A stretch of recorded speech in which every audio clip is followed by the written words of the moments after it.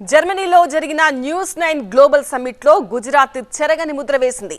Summit కు వచ్చిన ప్రపంచవ్యాప్తంగా ఉన్న పెట్టుబడిదారులను గుజరాత్ లో వ్యాపారం చేసేందుకు పెట్టుబడులు పెట్టేందుకు ముఖ్యమంత్రి భూపేంద్ర పటేల్ ఆహ్వానించారు.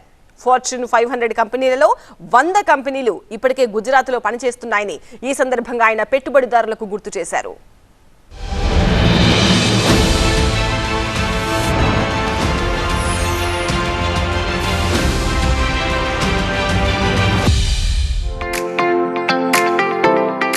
ఇటీవలే దేశంలోని నంబర్ 1 న్యూస్ నెట్వర్క్ టీవీ9 జర్మనీలో న్యూస్9 గ్లోబల్ సమ్మిట్ ను నిర్వహించింది. ఈ సదస్సులో గుజరాత్ ముఖ్యమంత్రి భూపేంద్ర భాయ్ పటేల్ కూడా ప్రసంగించారు. సీఎం భూపేంద్ర భాయ్ పటేల్ కూడా గుజరాత్ లో పెట్టుబడులు పెట్టాలని జర్మనీ కంపెనీలకు విజ్ఞప్తి చేశారు. రాష్ట్ర ప్రభుత్వ పెట్టుబడులకు అనుకూలమైన పర్యావరణ వ్యవస్థ గురించి కూడా ఆయన వివరంగా వివరించారు. प्रधानमंत्री जी के मार्गदर्शन में आज विश्व के कई देशों की तरह जर्मन भी गुजरात के साथ अनेक क्षेत्रों में जुड़ा हुआ है. अहमदाबाद में Indo German tool room skill development और टेक्नोलॉजी ट्रांसफर के लिए दोनों देशों के संकलन का बेस्ट एग्जाम्पल है.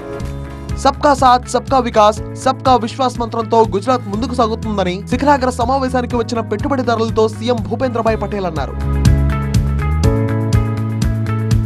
అలాగే అభివృద్ధి చెందిన భారతదేశం అనే ప్రధాని మోదీ సంకల్పాన్ని సాకారం చేయడంలో గుజరాత్ తన పాత్ర పోషిస్తోందన్నారు. प्रधानमंत्री श्री नरेंद्र भाई मोदी ने गुजरात को ट्रेड, कॉमर्स एंड इंडस्ट्रीज के ग्लोबल मंच पर लीडर बनाने के ध्येय से 2003 से वाइब्रेंट गुजरात ग्लोबल समिट शुरू की. गुजरात आज global destination for investment and FDI में अग्रिम राज्य है.